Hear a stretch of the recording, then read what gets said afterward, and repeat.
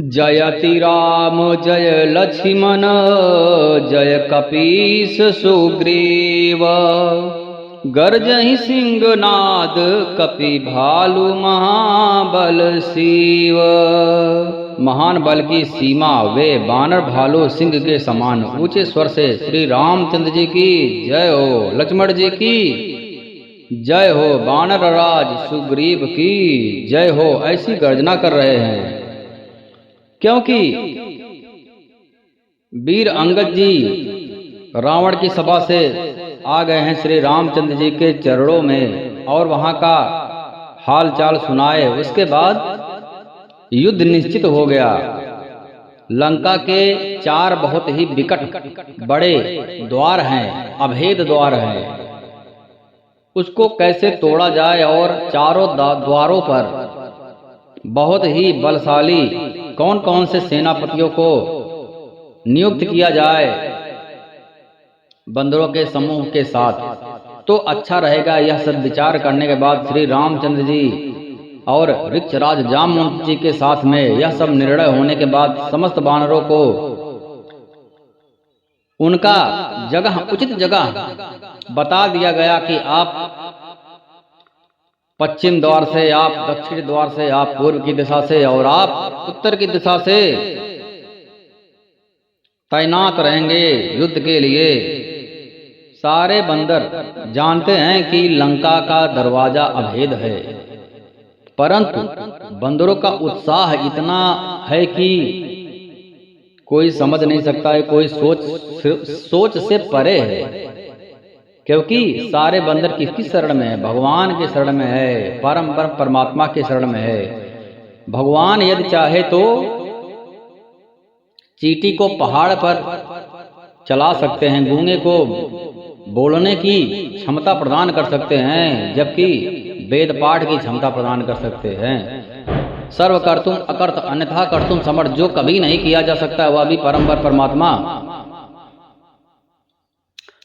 अपने आशीर्वाद से संभव कर सकते हैं। तो वानरों की सेना ऐसे उछल कूद रहे हैं जैसे उनके सामने कोई शत्रु नहीं, मानो गाजर मूली की तरह कोई है, उसको खाने के लिए तत्पर हैं, उत्साहित हैं, जय घोष कर रहे हैं श्री रामचंद्र जी की जय हो, लक्ष्मण जी की जय हो। और कपियों के राजा वानरराज सुग्रीव की जय हो गर्जन कर रहे हैं। यह देख करके लंका भयहु कोलाहल भारी, सुना दशानन अति अहंकारी, देखूं बानरन केरी ढिठाई।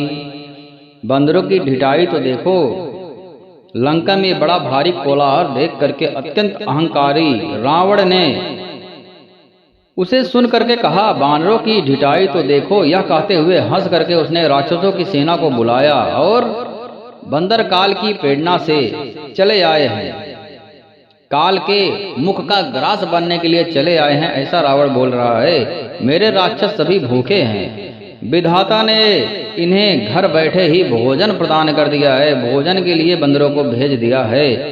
आए किस काल के प्रेरे, क्षुधावंत सब निश्चर मेरे। मेरे सारे निश्चर भूख से व्याकुल हैं और उनको भोजन प्रदान होने वाला है, भोजन मिलने वाला है, ऐसा कह करके उस मूर्ख ने अट्टहास किया और बोला, हे वीरों, सब लोग चारों दिशाओं में जाओ और रीछ बानर सबको पकड़ पकड़ करके खाओ। शिव जी कहते हैं, महादेव जी माता आदिशक्ति को श्री राम कथा सुना रहे हैं। तो क्या कहते रहे हैं महादेव जी? उमा राव नहीं अस अभिमाना, जिमी ठिठभ खग सूत उताना। रावण को ऐसा अभिमान था जैसे टिटहिरी पक्षी पैर ऊपर की ओर करके सोता है, मानो आकाश को थाम लेगा। उसका अभिमान ही है, उसकी मूर्खता है, संशय आत्मा विनश्यति, भ्रम है यह। जैसे कोई पंछी हो उड़ता हुआ, कोई सूखे लकड़ी पर बैठ जाए, पेड़ पे कोई सूखी लकड़ी हो उस पे बैठ जाए और लकड़ी टूट जाएगी तो उस पंछी को लगता है कि उसके अंदर इतना ताकत है, इतना बल है कि यह लकड़ी उसका भार सहन नहीं कर सकी और टूट गई। यह एक भ्रम है। उसी प्रकार से यदि पंछी उल्टा लेट रही है, पैर ऊपर की तरफ है, तो उसको लगता है कि सारा आकाश उसके बस में है। आज्ञा मांग करके और हाथों में उत्तम भिंदपाल, बर्छी, तोमर, मुदगल, प्रचंड फरसे, शूल, तलवार ग्रहण करके सारे राक्षस चल दिए वानरी सेना को खाने के लिए। चले निशाचर आय सुमांगी, आज्ञा मांगा रावण से और चल दिए अपने अपने अस्त्र शस्त्र लेकर के। गोस्वामी तुलसीदास जी ने बहुत ही सुंदर ऐसा लिखा है कि जैसे वहां पर बैठ करके आराम से यह युद्ध देख रहे हैं, राक्षसी सेना और वानरी सेना का युद्ध देख रहे हैं। भय आतुर कपि भागन लागे, यद्यपि उमा जीती हैं आगे। जीतना तो तय ही है, वानरों को जीतना तो कोई नियति है, विधि का विधान है, परंतु पहले जैसे कोई मूवी होता है, पहले हीरो को विलन बहुत मारता है, अंत में जा करके हीरो जीतता है। वैसे ही कुछ सीन यहाँ पर चल रहा है। गोस्वामी तुलसीदास जी बहुत सुंदर लिख रहे हैं कि महादेव जी माता आदिशक्ति को कह रहे हैं, बानर भयातुर होकर के डर के मारे घबरा कर भागने लगे। भय आतुर कब भागन लागे, यद्यपि उमा जीती हैं आगे। को कह अंगद हनुमंता, कह नल नील दुविध बलवंता। सारे बंदर आपस में बात कर रहे हैं कि अरे हनुमान जी कहाँ गए, बलवान नल और नील कहाँ गए, द्विध बानर कहाँ गए। हनुमान जी ने जब अपने दल को विकल भय भीत होकर के भाग रहे हैं ऐसा देखा, तो उस समय वे बलवान पश्चिम द्वार पर थे। तो सबसे पहले लड़ाई पश्चिम द्वार से प्रारंभ होता है। मेघनाद करई लड़ाई, टूट न द्वार परम कठिनाई। वहां उनसे मेघनाद युद्ध कर रहा था। हनुमान जी और मेघनाद जी का युद्ध चल रहा था। वाह क्या सुंदर दृश्य होगा। हनुमान जी ने जब अपने दल को भयभीत हुआ सुना, उस समय वे बलवान पश्चिम द्वार पर थे। हनुमान जी वहां उनसे मेघनाद युद्ध कर रहा था। वह द्वार टूटता ना था, बहुत ही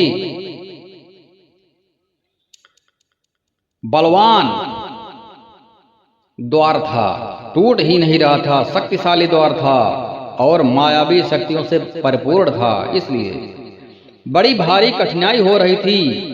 तब पवन पुत्र हनुमान जी के मन में बड़ा भारी क्रोध आ गया। वे काल के समान योद्धा बड़े जोर से गरजे और कूद कर लंका के किले पर आ गए।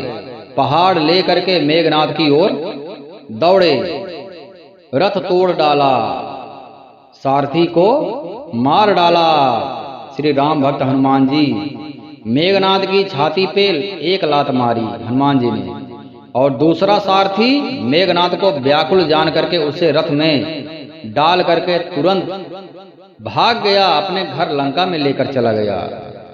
भंजहूँ रथ सारथी निपाता, ताहि हृदय महु मारे उलाता। एक लात मारे हनुमान जी मेघनाद को, मेघनाद मूर्छित हो गए और उनके सारथी को भी मार डाला। दूसरा सारथी देखा, अरे मेघनाद तो मरने वाले हैं, इनको लेकर भागना ही उचित है। तो सारथी क्या दिया, मेघनाद को उठाया और लंका में भाग गया धुन दबाकर। इधर अंगद ने सुना कि पवन पुत्र हनुमान किले पर अकेले ही गए हैं, तो रण में बाके बाल पुत्र वानर के खेल की तरह उछलकर किले पर चढ़ गए। बाली पुत्र अर्थात अंगद जी चले गए हनुमान जी का साथ देने के लिए। युद्ध में शत्रुओं के विरुद्ध दोनों बानर क्रुद्ध हो गए। युद्ध विरुद्ध क्रुद्ध दो बानर, राम प्रताप सुमिर उर अंतर। युद्ध विरुद्ध क्रुद्ध दो बानर, दोनों बंदर हनुमान जी और बाली पुत्र अंगद दोनों क्रुद्ध हो गए युद्ध में। हृदय में श्री रामचंद्र जी के प्रताप का स्मरण करके दोनों दौड़कर रावण के महल पर जा चढ़े। कौशल राज श्री रामचंद्र जी की दुहाई बोलने लगे। उन्होंने कलश सहित महल को पकड़कर ढहा दिया। यह देख करके राक्षस राज रावण डर गया। पहली लड़ाई में ही रावण डर गया और मेघनाद को अगर सारथी लेकर भागता नहीं तो आज ही निर्णय हो जाता। सब स्त्रियां हाथों से छाती पीटने लगी, अरे बचाओ बचाओ बचाओ, लगता है साक्षात काल युद्ध करने आ गया है। अब की बार तो दो उत्पाती बानर एक साथ आए। पहले एक बंदर आते थे तो क्या उत्पात होता, वह तो देखने योग्य ही था। एक बंदर ही काफी था। कछु मार से कछु मर्द से कछु मिलय से धर धूर, कछु पुन जाए पुकार प्रभु मरकट बल भोर। एक बंदर आया था, रगड़ रगड़ के सबको मारा। अब तो दो बंदर हो गए। अब क्या होगा? सारी स्त्रियां अत्यंत भयभीत हो गई हैं। अब की बार तो दो बानर आए हैं। नारी वृंद कर पीट ही छाती, अब दो कपियाए उत्पाती। दो कपा गए हैं। बानर लीला करके दोनों उनको डराते हैं और श्री रामचंद्र जी का सुंदर यश सुनाते हैं। फिर दोनों ने खंभों को हाथ में पकड़ करके परस्पर कहा, अब उत्पात आरंभ किया जाए। वे गर्ज कर शत्रु की सेना के बीच में कूद पड़े दोनों बानर और अपने भारी भुजबल से उसका मर्दन करने लगे। किसी की लात से तो किसी की थप्पड़ से खबर लेने लगे। तुम श्री रामचंद्र जी को नहीं भजते, उसका यह फल लो और खाओ और खाओ।